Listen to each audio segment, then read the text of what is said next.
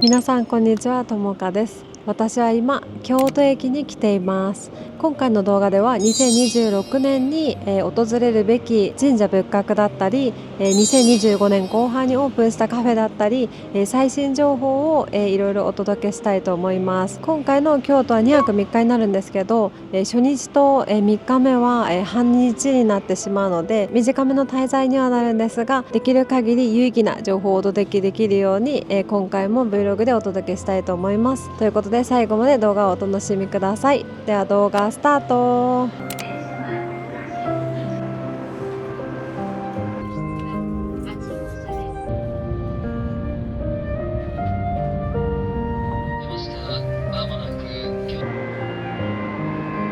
今日から2泊するホテルシークエンス京都5条に到着しました。一旦、ここで荷物を、チェックインしたいと思います。チェックインの時間が遅いので荷物だけ一旦預かってもらいます。わ、すごい綺麗。ホテルグッズとかも売ってます。一旦荷物はこんな感じで、ロッカーにね、預けることができました。ホテルの、ロビーに預けるというよりもホテルのロビーの横のこんなロッカーに預ける感じです。無料ですね。ホテルの中にカフェが併設されてるんですけど、これがカフェのメニューです。すごい美味しそうですね。今荷物を、ホテルに預けてきたんですけど、最寄りの、京都の五条駅から本当に徒歩3分って言われてたので近かったです。今荷物を預けたのでこれから、まず最初のスポットに行ってきます。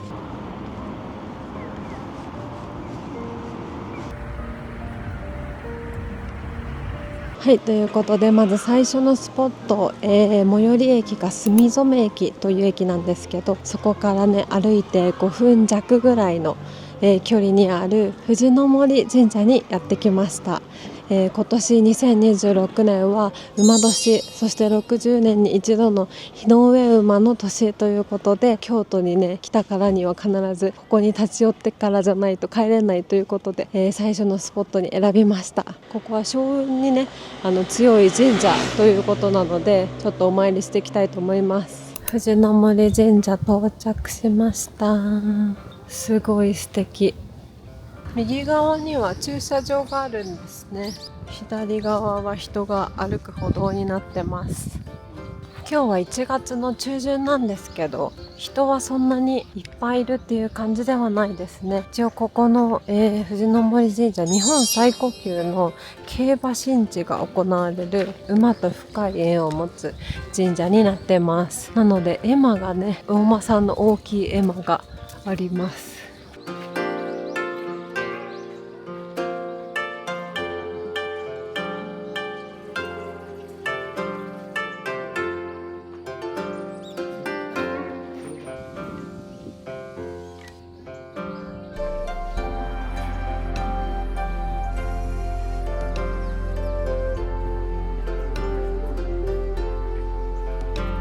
はい、ということで今藤の森神社で参拝を終え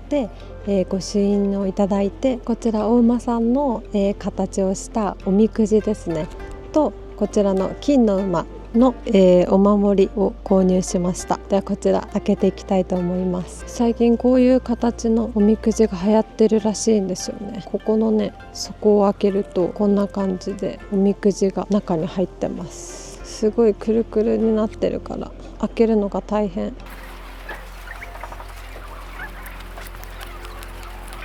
小吉でした。今年お正月に地元の神社でおみくじ引いた時も確か中吉だった気がします。内容を読んで結んでいこうかな。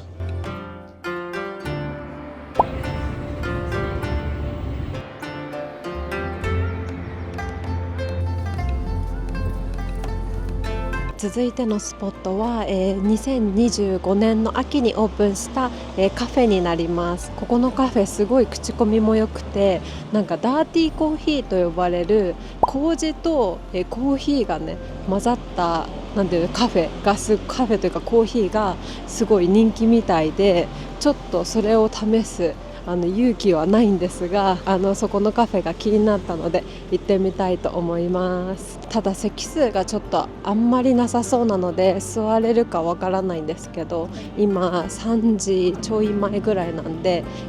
カフェのね時間帯ではあるんですけど、どんな感じかちょっとお届けしたいと思います。見えてきました。黄色い看板が目印ですね。なんかここシナモンロールも美味しいらしいので、ちょっとそれも食べてみたいなと思うんですけど、売り切れてないといいんですけど。到着しました。全然座れそう。よかった。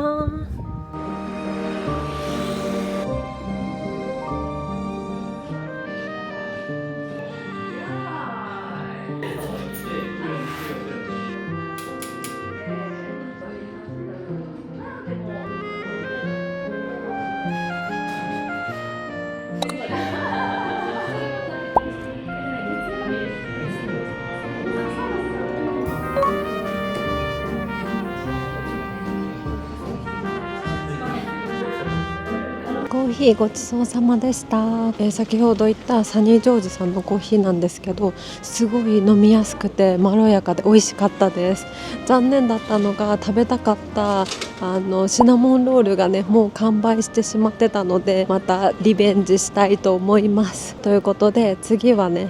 近くに雑貨屋さんがあるのでそちらに行ってみたいと思います。寺町通りの中に行きたかった雑貨屋さんがあったので今来てみたんですけど、ちょうどここにね本能寺がありました。1582年に織田信長が討たれた、本能寺の変で知られるお寺なんですけど、実際のね本能寺は別の場所にあって、現在のここのお寺は燃えちゃった後に移転した場所になります。ここがねどうして本能寺の変で織田信長が撃たれた後に移動したのかなっていうのをちょっと気になったので調べてみたんですけど、3つ理由があって、1つは完全に焼け落ちてしまって再建するのがね不可能だったっていうことと、2つ目は、都市計画があったそうで、政治とか経済の中心をね作り直す時に寺町エリアにお寺を集めたかったそうです。で3つ目が、本能寺の場所は信長が討たれた前例があるので、ちょっと危ないっていうことで、治安も悪いしこちらの方に、建て直したそうです。なんか思っていたよりもすごいこじんまりしてるというか、もうこの大きい本堂だけなんですね。人も全然いないんですけど、でも歴史的には有名なお寺ですね。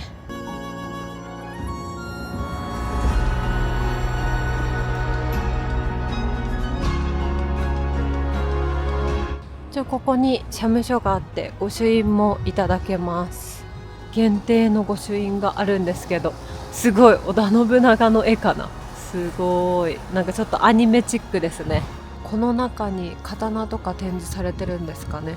入場料を支払って見れるみたいです。続いてのスポット、こちら京都発祥の老舗文具和雑貨ブランドの旧居堂です。切り絵だったり和紙だったり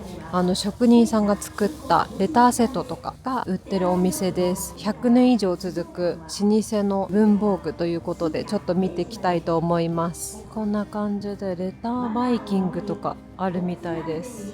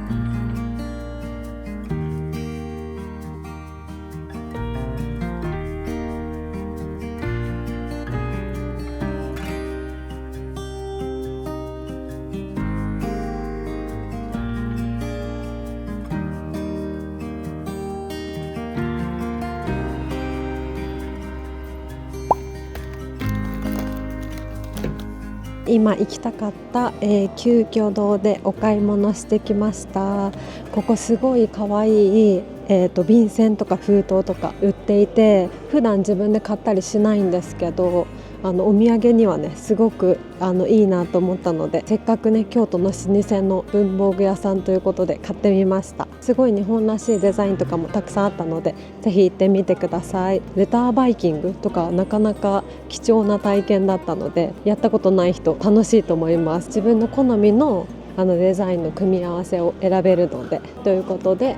次のスポットに行ってきます。ここのウルコーヒーも、行こうと思ったんですけど、ちょっともうコーヒー飲んじゃったので、またタイミング見てきたいと思います。もう気づいたらだいぶ暗くなりました。今から京都の牛カツ勝牛というところに夜ご飯に行ってきます。本当はホテルの近くで食べたかったお店があったんですけど、明日行こうと思います。ここだ。っ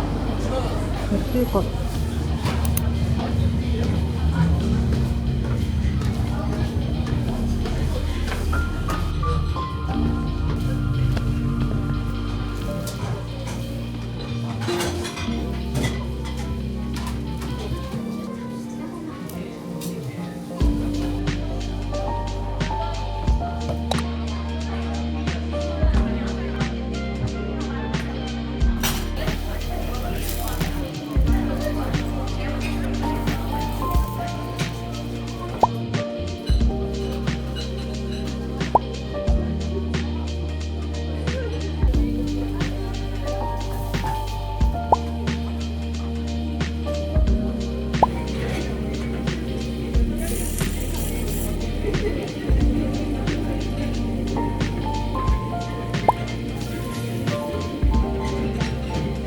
はい、ということで夜ご飯ごちそうさまでした。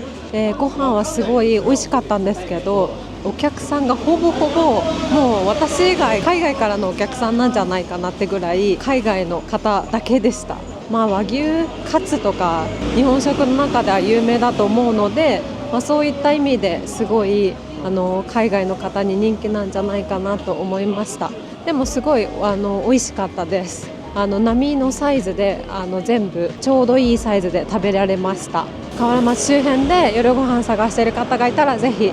利用してみてください。すごいこの辺観光地としても便利なエリアだと思うので、ということでデパ地下でホテルのお部屋で食べるスイーツを買ってから、ホテルに戻りたいと思います。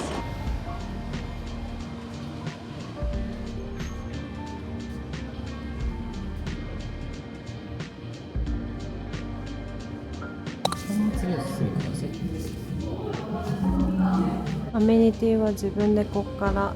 取っていく感じになります。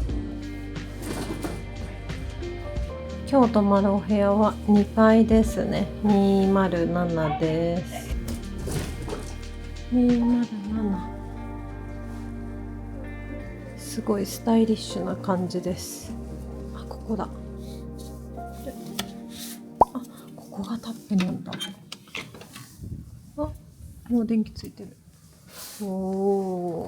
はルームツアーします。今日から2泊宿泊するお部屋はツインタイプのお部屋です。1人なんですけどツインのベッドですね。でここにスーツケースを置けるような形になってるのかな。なぜかクッションが置いてあるんですけど、多分座るところじゃないですね。でここにハンガーがあるということは、ここにコートとかかける感じなんですかね。扉がないのでむき出しのままなんですけど、多分お部屋で何か食べたりしたら匂いついちゃいそうなので、リセッシュも置いてあります。ここに全身鏡が置いてあります。でここで仕事とかできるデスクがあって、ここにコンセントが差し込めるところがあって、 USB-C と普通の電源プラグですね。ここは洗面台になってるので、ここで手を洗う感じですね。ここがお手洗いになってます。こちらがシャワールームです。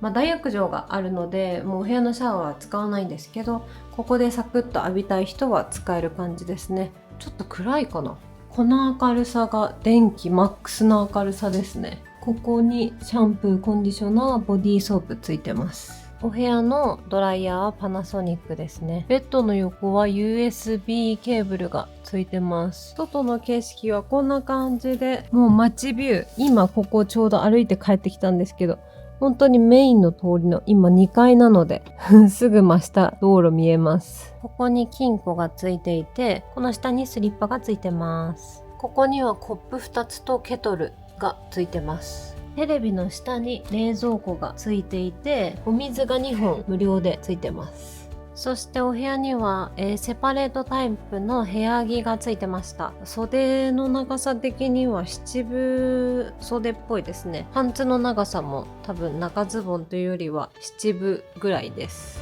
お部屋の端っこに間接照明がありました。ここにエアコン調節する場所がありました。テレビはこんな感じでインフォメーション、朝食、アプリ一覧チェックアウト、スパ利用状況、インスタグラムムービーで、なんかチェックアウトはこのテレビでできるらしいんですよね。なんでチェックアウトする日にちょっとやってみたいと思います。で、あとスパ利用状況をここで確認できて、今女性も男性も空いてますということですね。すごい、ちょっと待って、バスが浴槽とホットストーン、スチームサウナ、ホットストーン、アロマシャワー、冷水滝シャワー、冷水ミストシャワーで、これ男女入れ替え制なんですよね。多分今このザ・バスの大浴場がある方はきっと女性の方で、サウナの方がきっと男性なのかなと思うんですよね。5時から25時、朝が6時から12時ってことは、サウナ行きたかったら朝6時から12時に行かないといけないってことなのかな。すごい日本のお風呂の入り方を英語で紹介してくれてます。一応これらが貸し出し備品に入っていたので、変換プラグだったりとか、携帯の充電器、ヘアアイロンとかも借りることができます。ここでは YouTube、ABEMA が見れて、Netflix、プライムビデオ、Unext 等は会員の人はここで見ることができます。インスタグラムムービーを押したら、ここのホテルですね。京都五条以外にも、水道橋と宮下パークにあるんですね。ここの宮下パークの方は私ここのカフェを利用したことあるんですけど、同じホテルだと思いませんでした。そういえばフロントにこの右手のタンブラー売ってたんですけど、このタンブラーを購入した人だけ滞在中無料でコーヒーまたは紅茶を何杯でもいただけるっていうことで、コーヒー紅茶好きの人はタンブラー購入してもいいかもしれないですね。京都1日目17,155歩でした。明日はどんぐらい行くのでしょうか。部屋着着てみたんですけど、袖七分丈とか言ってたんですけど、全然長袖でした。足のね、パンツの丈の長さもちょうど長袖ぴったりぐらいですね。ただ私の身長166で腕がちょっとだけ短いかなっていうぐらいなので、大体の日本人女性の平均の方だったら普通にちょうどいいと思います。ということで今から大浴場に行ってきます。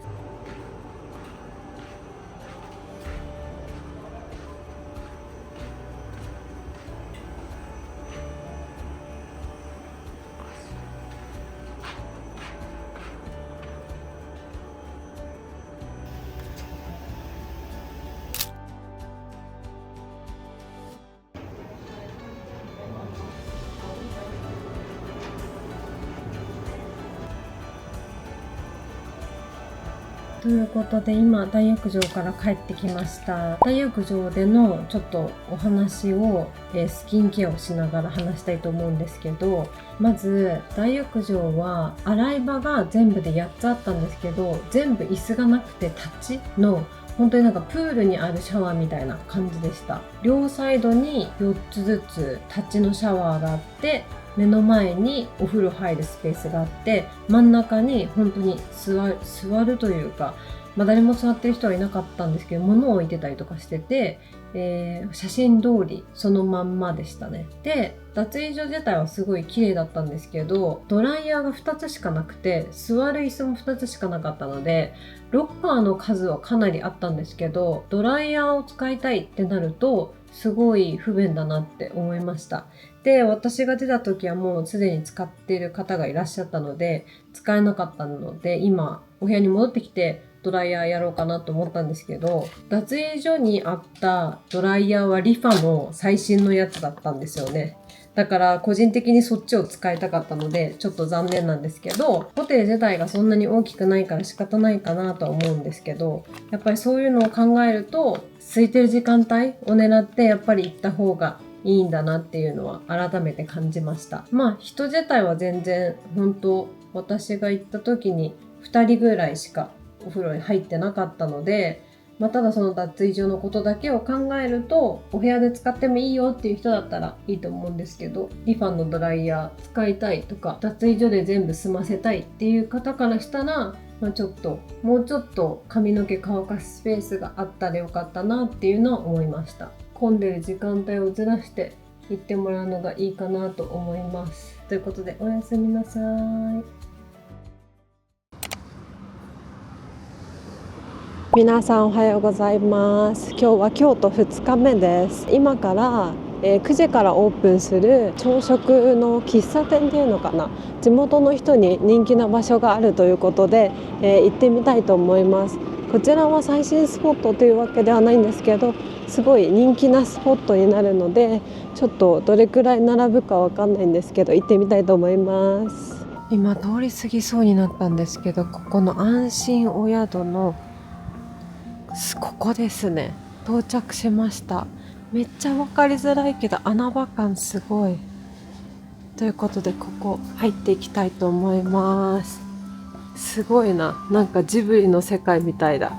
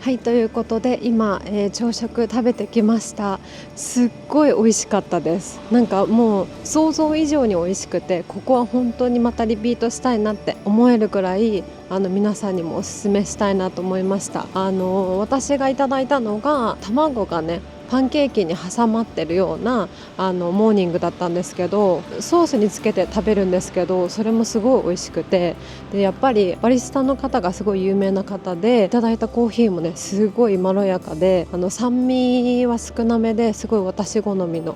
コーヒーでした。なので、コーヒー好きな方はもちろんなんですけど、ちょっとね落ち着いたお店でモーニング食べたいなっていう方は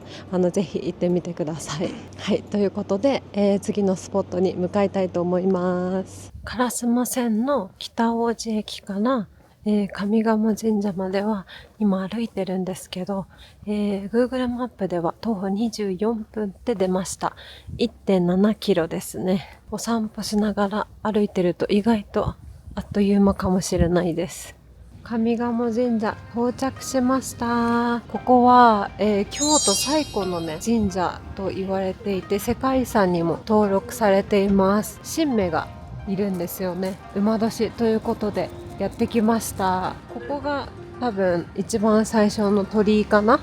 すごい新年だから初詣の旗がまだありますね。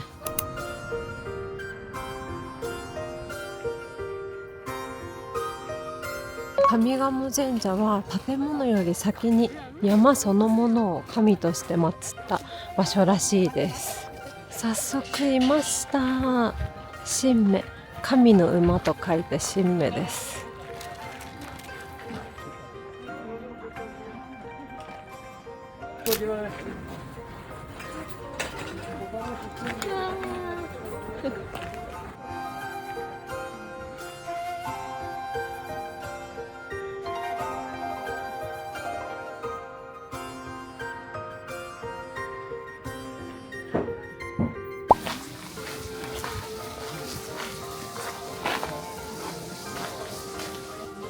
すごい向こうまで並んでる。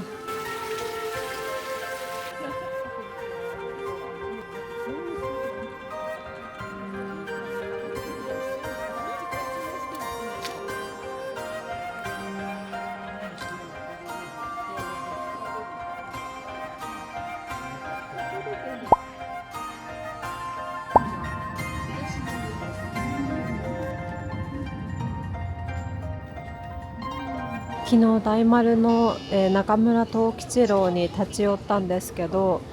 お目当てのスイーツがもう売り切れてたので、今日はちょっと2時に来て買っていろいろこの後回りたいと思います。それお願いします。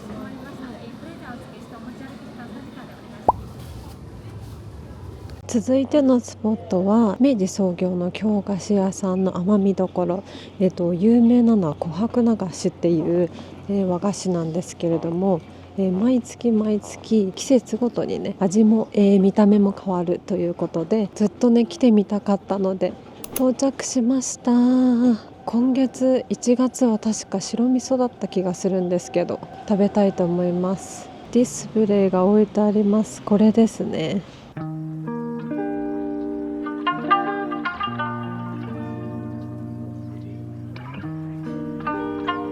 すごい間違いました。これが季節限定のなのかな。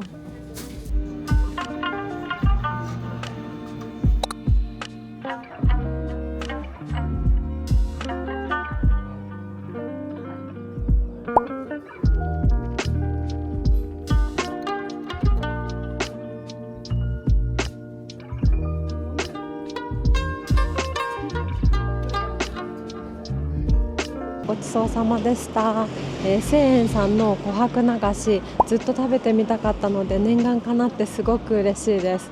今月は1月ということで白味噌だったんですけど、毎月味が違うということでまた別の月もね試してみたいなと思いました。他にもやっぱりこの時期ならではのぜんざいだったりお汁粉だったり、そういう温かいものを頼まれている方が多いかなと思いました。で、琥珀流しっていう名前なんですけど、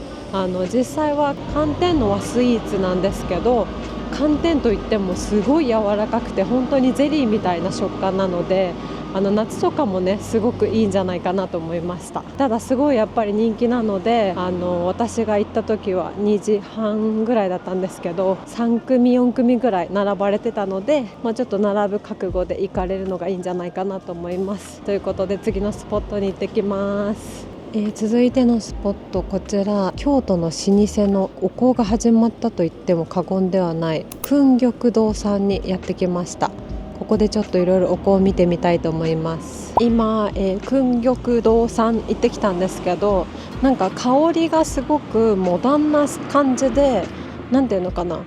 いい意味であんまりお線香っぽいお香っぽい匂いが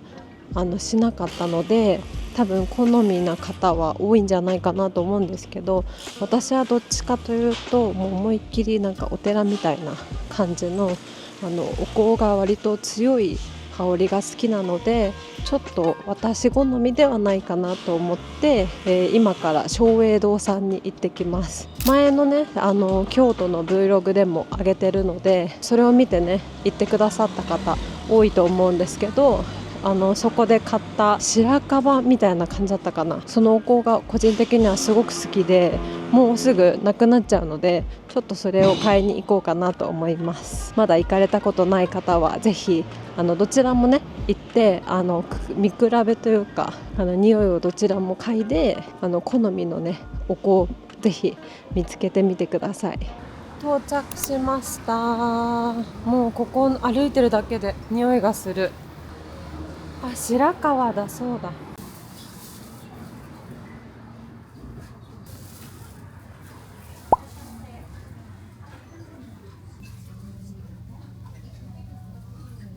続いてのカフェ、大阪で有名なカフェなんですけど、ここが京都に出店したということで来てみました。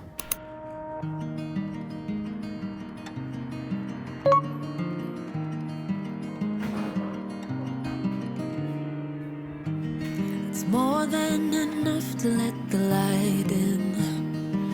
The It's enough to let it flow, let it be. 'Cause you're everything that I crave in this life. 'Cause we're everything we ごちそうさまでした。サンマコーヒーさん、すごいコーヒーも美味しかったし、バナナブレッドも想像以上に美味しかったので、どちらも注文してよかったです。お店の雰囲気もすごく落ち着いていて、和モダンな感じですごく私の好みでした。大阪でねすごい有名だから京都にも出店したってことなんですけど、本当にこれからもっと人気になるんじゃないかなと思います。Wi-Fi とかはなかったので長居するっていう感じのカフェではないんですけど、ふらっと立ち寄って、ちょっと休憩するっていうカフェとしてはすごくいいんじゃないかなと思います。はい、ということでもう結構暗くなったんですけど、今から、夜ご飯を食べに行ってきます。ホテルに一旦帰ろうと思ったんですけど、ちょっともうめんどくさいのでこのまま夜ご飯軽く行っちゃいます。2日目最後の夜ご飯場所、こちらの餃子高辻助正さんです。ここ餃子百名店にも掲載されてるお店らしいんですよね。ということで行ってみます。in the calm, in my spirit and the storm. 'Cause you're everything that I crave in this life. 'Cause we're everything we can. ごちそうさまでした。餃子百名店というだけあってすごいお客さんもねひっきりなしに来てました。いただいた餃子の中身はすごい大きめのキャベツがザクザク入ってて美味しかったです。癖とかもなく本当に食べやすくて、私おばんざいセット、おばんざい2つついてる、餃子1人前の B 定食を頼んだんですけど、おばんざい聞けばね良かったですね。私アサリが苦手なのでそれだけちょっと食べられなかったんですけど、餃子2人前でも1人で行けたかなって今思うと思います。はい、ということで今からホテルに戻って、今日はサウナの方かな、男女入れ替え制になってるのでちょっとサウナの方もどんな感じか見ていきたいと思います。京都2日目の、歩いた歩数は16,000歩でした。こちらお昼に購入した中村藤吉郎さんの、ゼリーです。私京都に来たらここのゼリー必ず旅行中に食べるか帰りの新幹線で食べるんですけど、今回は、京都の後そのまま大阪に行くので、ホテルでね食べるように買ってきました。で今回は期間限定の、ラズベリーって言ってたかな、初めて見ました。こんな感じでピンクで、ここにねラズベリーのソースもついてます。で下が、抹茶のゼリーになってるんですけど、普通の抹茶よりも苦めに作ってるっておっしゃってました。なんでこれをね合わせて食べるときっと美味しいと思います。ということでいただきます。この味初めて食べるのでちょっとドキドキです。チョコレートじゃないけど、なんで確かに甘酸っぱい。この抹茶が苦って感じではないんですけど、このラズベリーが強すぎてあんまり味しないかも。一緒に食べると美味しいです。なんだろう、和スイーツなのでそれを思って食べるとちょっと違うかもしれないですけど、洋風な感じって思ったらすごい大人な味で美味しいです。ぜひ食べてみてください。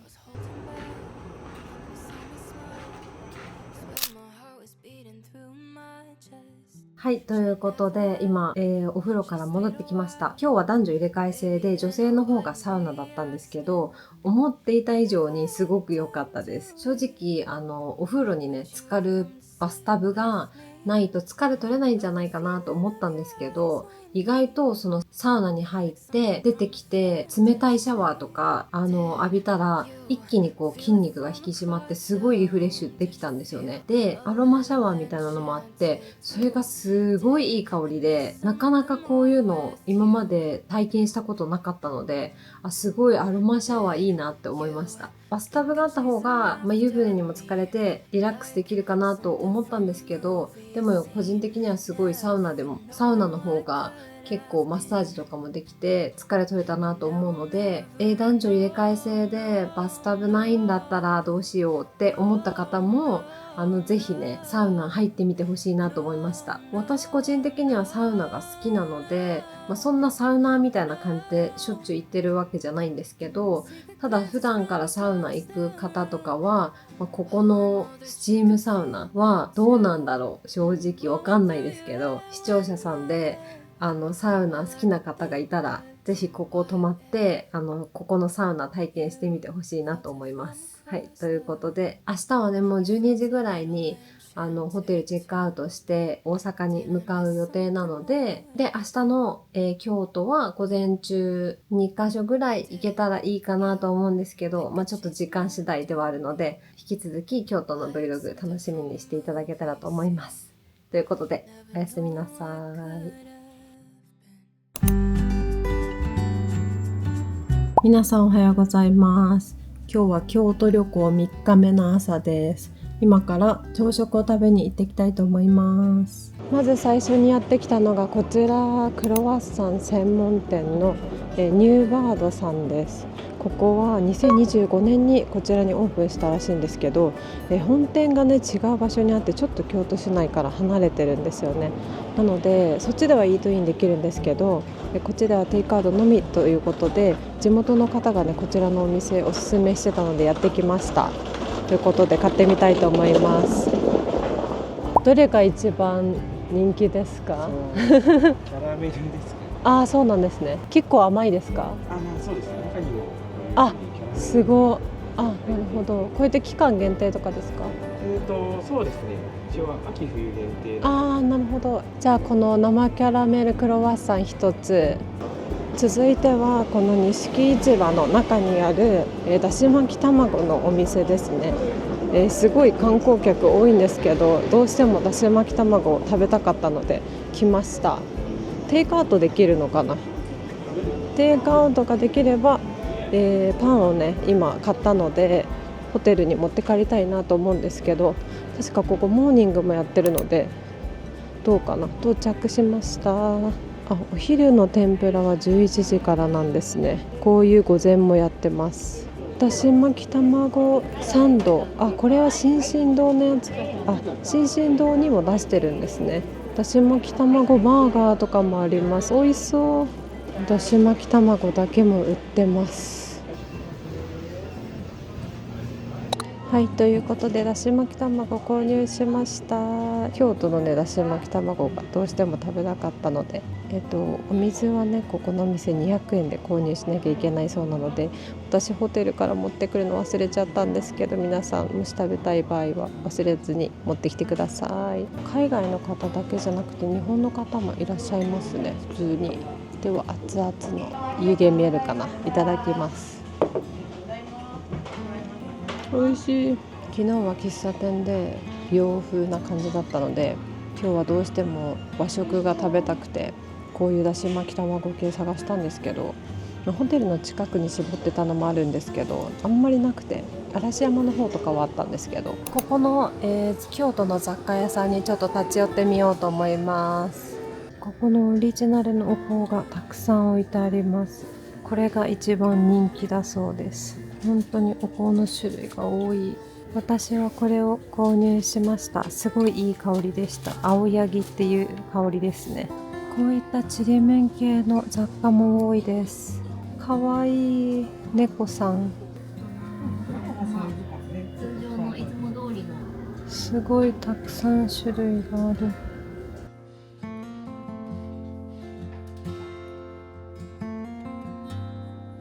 今、コーヒー買いにね、カフェに向かってたんですけど、すごい素敵な京都の雑貨屋さんに出会ってしまって、そこに寄り道してたらコーヒー買う時間なくなっちゃいました。ということで大阪にね行かなきゃいけない時間があるので、一旦ホテルに戻りたいと思います。ここの X ラットっていうお店も京都に住んでる方がおすすめしてました。なんかここの卵サンドがめっちゃ美味しいらしくて、もし気になる方はぜひ来てみてください。はい、ということで今ホテルのお部屋に戻ってきました。で、先ほど、ニューバードさんで購入したこちらの、クロワッサンですね。生キャラメルチョコレート。すごい美味しそうで店員さんもおすすめしてたので買ってみました。中身ね、なんかクリームいっぱい入ってるらしいんですよね。ちょっとちぎってみます。わー、すごい！キャラメルがすごい見えますか？美味しそう。ということでいただきます。美味しい。クロワッサン大好きなので美味しいです。この生キャラメルも甘すぎなくて私はすごい好きです。クロワッサン好きな方とか、パンがね、好きな方はぜひ買ってホテルで食べてみてください。すごい美味しいです。はい、ということで2泊3日京都の旅行をお届けしたんですけれども、いかがでしたでしょうか。できる限り、最新スポットだったりとか、あまり紹介されていない京都の地元の方が行くようなスポットをメインにお届けしたんですけれども、これから、京都旅行に行く方の参考になるような動画になればいいなと思います。今回も最後までご視聴いただきありがとうございました。この動画が少しでもいいな、ためになったなと思っていただけたらチャンネル登録、高評価、コメント、ぜひよろしくお願いいたします。ではまた次の動画でお会いしましょう。またねー。